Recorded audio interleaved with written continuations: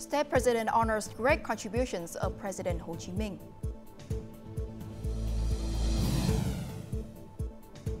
Vietnam and Japan strengthen ties to new heights.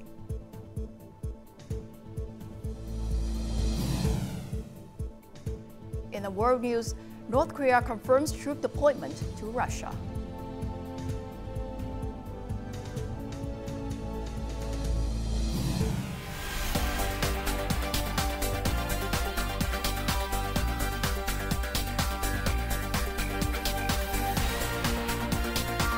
Broadcasting from Hanoi, the capital of Vietnam. VTV News starts right now. Good afternoon. It is now 3 p.m. local time in Hanoi, and you're watching VTV News. I'm Phie bringing you the latest updates. On the occasion of the 50th anniversary of the liberation of the South and national unification, State President Nguyen visited the Ho Chi Minh Presidential Memorial Site within the Presidential Palace to pay tribute to the late president's immense contribution to the revolutionary cause. In the final years of his life, President Ho Chi Minh wrote his will, expressing his aspiration to liberate the South and unite the country. State President Nguyen, while revisiting the artifacts and legacy left by the late president, affirmed that 50 years ago, the Vietnamese people fulfilled President Ho Chi Minh's will with great resilience and determination. The nation, under the leadership of Party General Secretary Tô Lâm, is continuing that legacy in the era of integration and development.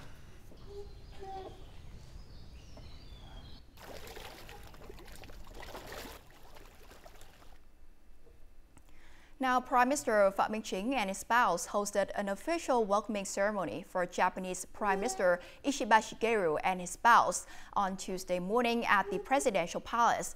The two leaders agreed to enhance political trust and deepen cooperation in economics, investment, and trade, while promoting a new generation ODA for infrastructure projects.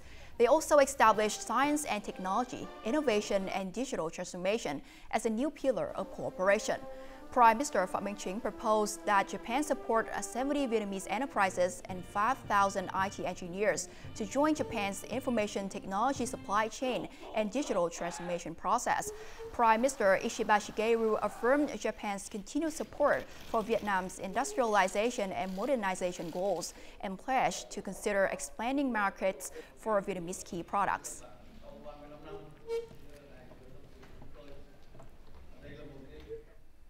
Now, commemorating the 50th anniversary of the liberation of the South and national unification and the 118th birth anniversary of Party General Secretary Xuan, National Assembly Chairman Trần Thanh Mẫn attended the inauguration ceremony of the memorial site for the late Party General Secretary Xuan in Quảng Trị Province. The National Assembly Chairman also paid tribute to heroes and martyrs at Quảng Trị Asian Citadel during the resistance war against the U.S. This site was the location of a fierce 81-day battle to protect Quảng Trị town in 1972. The battle played a crucial role in the success of the Paris peace talks, paving the way for the spring victory in 1975 and leading to the liberation of the South and national unification.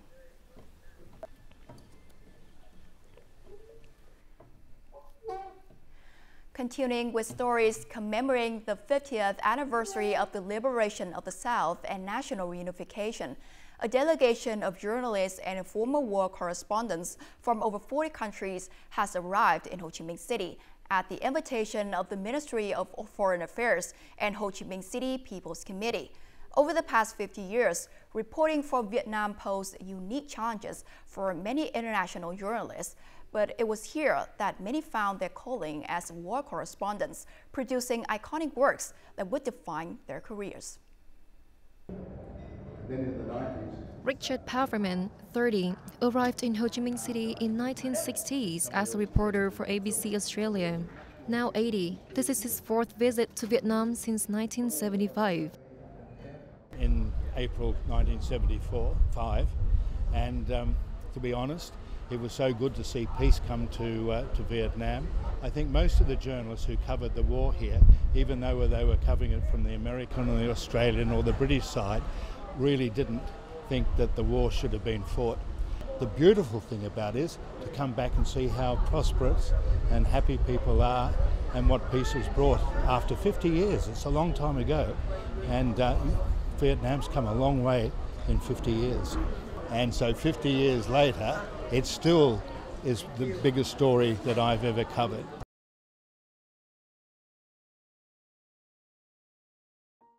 Photojournalist Goro Nakamura arrived in Vietnam in 1973, using his camera to document the war's aftermath. His photographs of Agent Orange's devastating effects gained widespread recognition. After multiple return visits to Vietnam, he remains amazed by the country's transformation. Scenery is very changed. Former Vietnam is destroyed completely, north and south. But it's nothing here. No ruins. I've been amazed at the spirit of this 50th anniversary, with all these fireworks and marches and everything. And I think it's good to see that the war really is behind.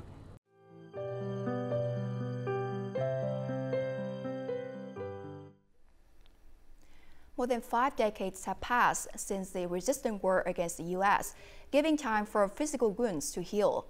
However, for many American veterans, the psychological scars and memories of the conflict remain. Some have returned to Vietnam not to relive the pain, but to find closure and build bridges of reconciliation. Their effort seeks not to erase the past, but to foster peace for today and tomorrow. This soldier fought in Vietnam during its most intense years. He was only 18 years old at the time. If you haven't been there, you will never know. We figured we were real tough, but we were only kids inside of our body. More than 50 years later, Novello has yet to find peace. The devastating scenes of the war continue to haunt his memories. You could see the North Vietnamese soldiers who got hit by the napalm running off. They were on fire, screaming and hollering. I really couldn't talk about it. I think everybody went through the same thing. Some people can open up a little bit quicker, and then other people just don't do it.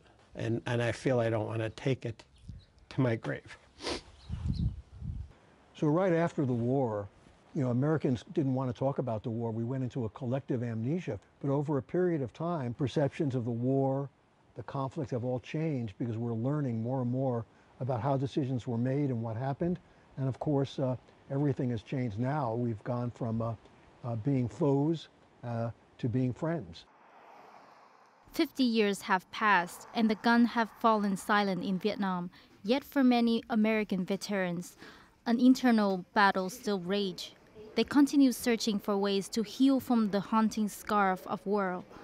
Now the 30th anniversary of U.S.-Vietnam relations offers them a rare chance to hear the other side's perspective and find inner peace. We were all there, not because any of us wanted to be there. But I think this event today has been wonderful to reunite and let people from both sides know that we're all human beings and we're all here on this earth together. Healing the wounds of the past isn't about forgetting. It's about preventing history from repeating itself. Above all, it's about honoring and cherishing peace.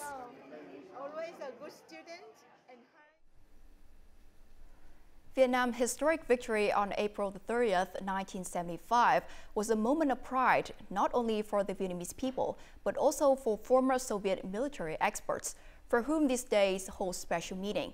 Vietnam is where they left part of their youth, and the memories remain vivid to this day. 60 years ago, Lieutenant Vladimir Bulgakov arrived in Vietnam as part of a Soviet military advisory group to train soldiers of the 238th Air Defense Missile Regiment. In the span of over 14 months, battles like the Star Raid and the downing of American B-52 bombers became unforgettable milestones in his life. Vietnam was the most memorable chapter of my life, not only for the rigorous training and combat experience but also for the human bonds. We became comrades, we became brothers. Nearly 6,500 Soviet military experts served in Vietnam from July 1965 to December 1974, during the war's most intense period, and some never returned home.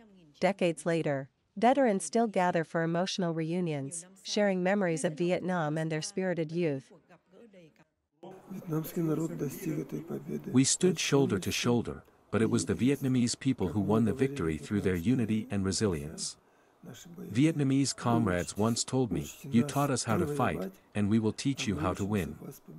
We will defeat the Americans just as the Soviets defeated Nazi Germany in 1945. And they did." Half a century after the historic victory in 1975, former Soviet veterans still cherish Vietnam deeply. Bulgakov, once among the youngest officers, is now in his mid-80s. Though his comrades' numbers dwindle each year, their shared love for President Ho Chi Minh and Vietnam endures. Now, before we move on to other important updates, let's take a look at the foreign exchange rate of the day, April the 28th.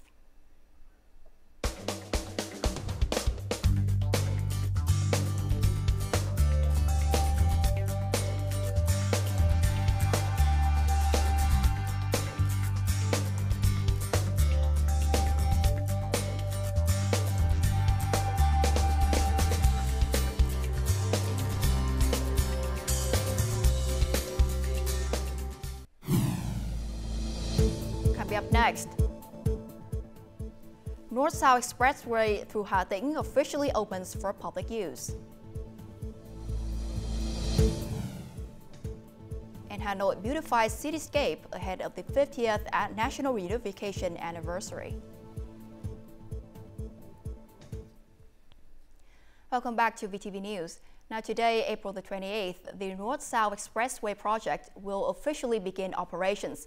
This milestone not only fulfills the long-awaited hopes of the people, opening up development opportunities for all localities, but also sparks a strong sense of competition and enthusiasm among these historic days, marking the 50th anniversary of the liberation of the South and national unification. At the intersection of Provincial Road 553, part of the Bai Vot Ham Nhi Expressway project, engineers and workers are currently completing their final task. This includes road marking and environmental cleaning. Everyone is determined to launch the project on time. In the final stage, following the company's directive, the team worked around the clock. Daytime shifts continue until 1 or 2 p.m. and night shifts until 9 to 10 p.m. to complete all tasks. The North-South Expressway project, specifically the Bai Vot Ham Nhi section, spans approximately 35.2 kilometers. After 2 years of implementation, the project has now reached 99% of its target. We have deployed personnel and equipment to ensure monitoring, traffic safety and handling inquiries or addressing issues in case of incidents, ensuring smooth and safe traffic flow on the route. The East-North-South Expressway through Hà Tĩnh, part of the 2021 to 2025 phase, features 4 lanes with a 90 km/h speed limit. The opening of these expressway sections fulfills the public's long-awaited expectations while ensuring smooth traffic flow during the holiday season. When Vietnam reunified, its per capita GDP was just $80. The country emerged from war with depleted capital and ruined infrastructure. But 50 years later, Vietnam's economy has undergone a dramatic transformation. By 2024, per capita GDP reached $4,700, 95 times higher than before. Vietnam has evolved from a closed economy into a magnet for global investors and a crucial link in international supply chains. Though half a century represents just a brief moment in history, it powerfully demonstrates the Vietnamese people's resilience and ambition. At the Thống Nhất Bicycle Company in the 2000s, the then director Đỗ Thị Nga recalled how it took 40 minutes to make a single wheel by hand.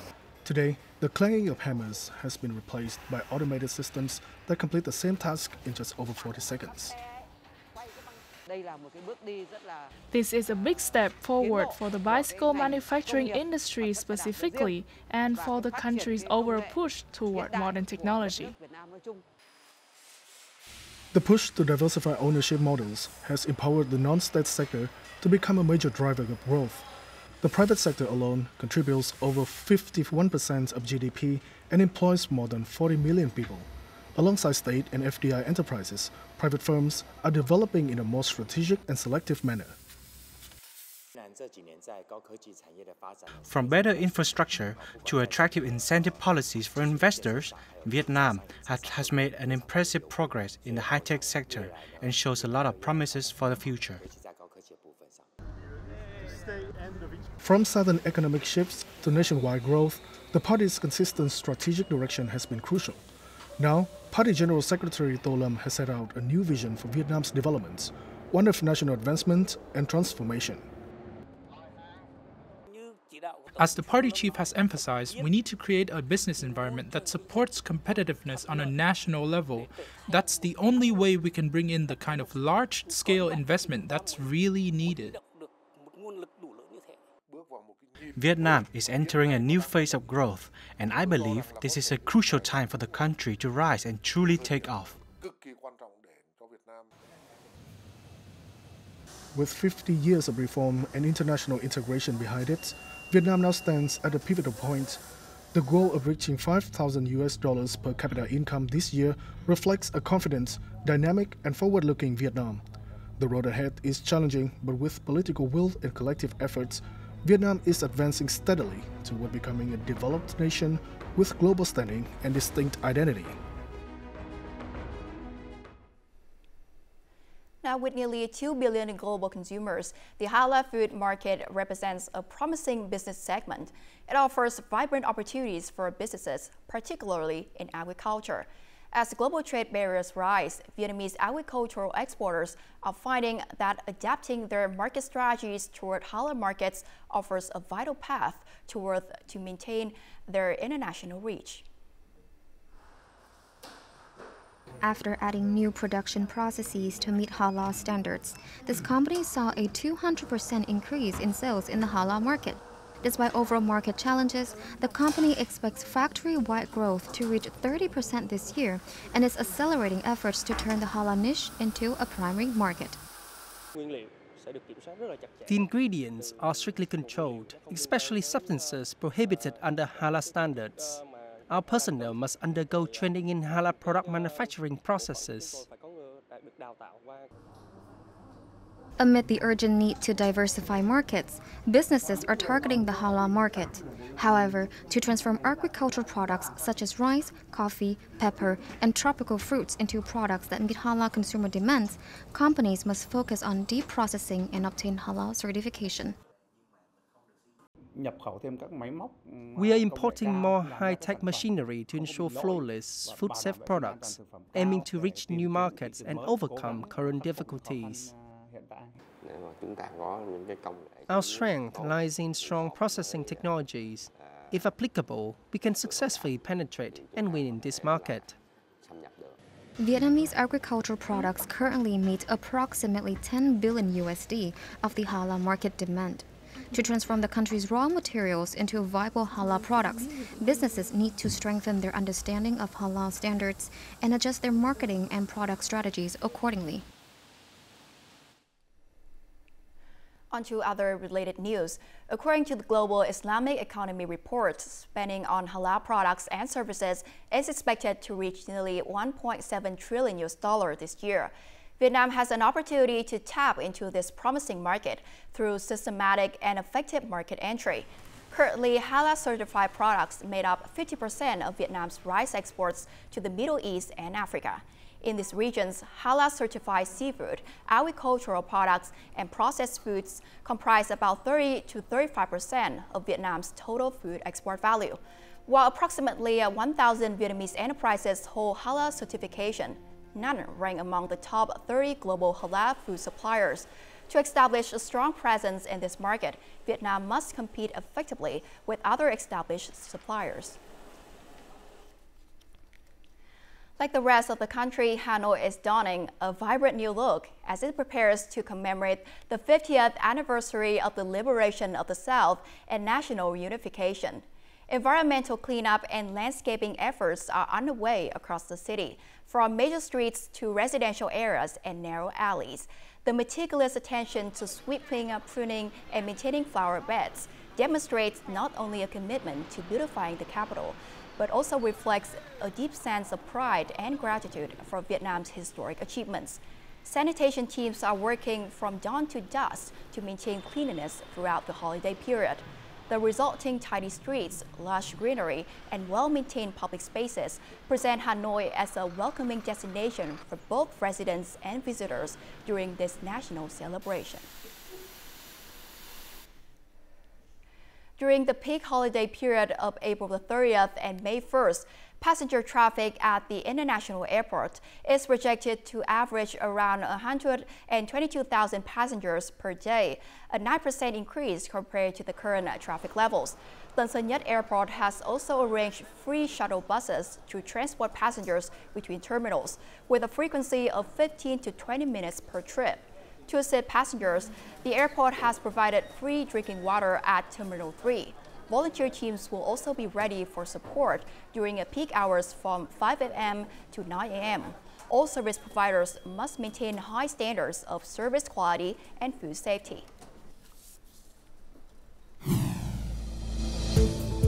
Coming up next, North Korea confirms troop deployment to Russia.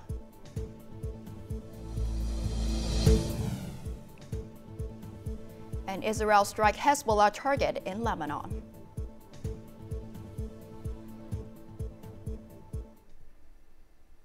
Moving on to our world news. North Korea's state-run news agency KCNA reported on Monday that the country has deployed troops to assist Russia in the Ukraine conflict. North Korean forces helped Russia drive Ukrainian troops from occupied areas in the Kursk region. The deployment was ordered by North Korean leader Kim Jong-un under a comprehensive strategic partnership agreement signed with the Russian President Vladimir Putin in 2024, according to the Central Military Commission. This marks North Korea's first public confirmation of sending troops to Russia's front lines in Kursk.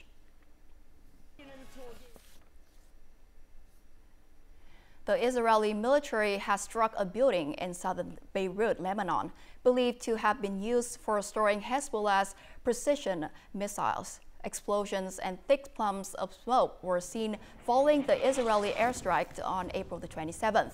Prior to the strike, Israeli authorities has ordered evacuations in the area. The latest attack has raised concerns about renewed violence, adding pressure on a U.S.-brokered ceasefire effort aimed at ending the conflict between Israel and Hezbollah. The U.S. President Donald Trump has called for allowing American military and commercial ships to pass through the Panama and Suez Canals for free. On his Truth Social platform, Trump declared that American vessels, both military and commercial, must be granted free passage through the Panama and Suez Canals. He urged Secretary of State Marco Rubio to address the issue immediately. In recent months, Trump has repeatedly called for a U.S. control of the Panama Canal, and in his latest statement, he has extended his focus to include the vital Suez route. The exhibition Cultural Heritage and Tourism Space, Landmarks and Traditional Handcrafts of Vietnam opened Monday in Hue City. The space showcases 29 provinces and cities from across the country, featuring a tangible and intangible cultural heritage, historical sites, festival, and famous landmarks. Visitors can explore various types of tourism, local products, and regional cuisines. The exhibition runs from April the 27th to May the 2nd. In 2024, Tanga Province welcomed over 15.3 million visitors, a 23% increase from the previous year. The province now aims to attract 16 million visitors in 2025. Tanga is boosting investment in cultural tourism by tapping into its rich historical heritage while pursuing sustainable and distinctive development. The Lam King Special National Relic Site, once destroyed by war and time, has been restored through conservation efforts, bringing back the original appearance of the Lei dynasty's cultural symbol. At the whole citadel, virtual reality technology and an automatic narration system have been introduced to help visitors gain a deeper understanding of this heritage site. Visitors can access narrated explanations, allowing us to gain a deeper understanding of the history and features of each location.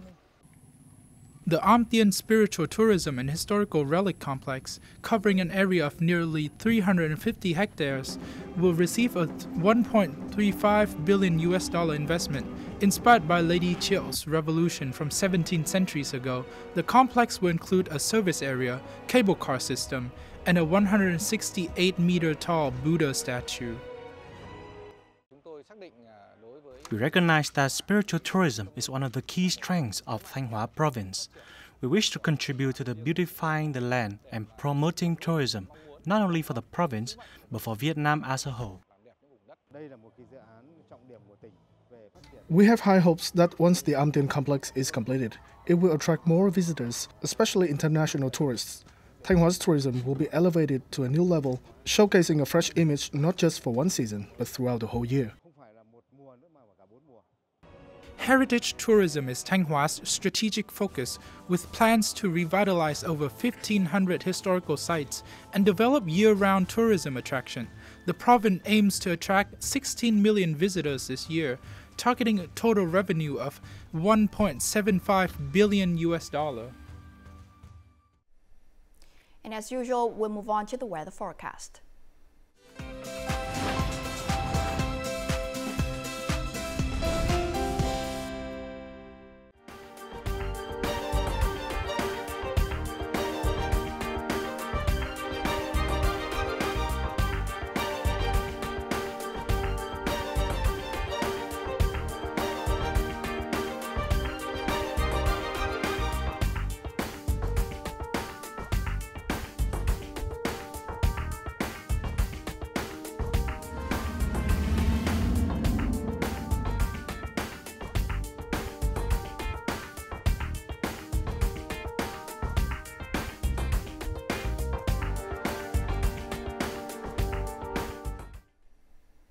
That's the end of VTV News. To rewatch our program, you can download VTVgo from App Store or Google Play, or visit our YouTube channel at VTV4go. Thanks for watching, and we'll see you next time.